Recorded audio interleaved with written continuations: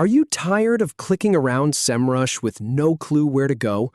Master the tool in under 4 minutes with this simple folder system. We'll start by organizing your data with folders, then walk through the trial, pricing, and plans step by step. Navigate to the Semrush Folders section. Click on the Folders option. Click on Start Free Trial. Click on Subscribing to see the available plans.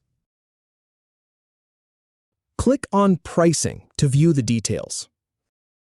Select SEO Classic Plans. Click on Semrush 1. Click on Semrush 1 again to confirm. Go back and click on SEO Classic Plans again.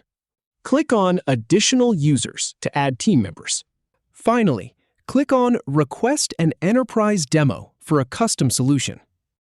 If you have any feedback or if any info is inaccurate, please leave a comment below. We'll do our best to answer or redo the video if needed.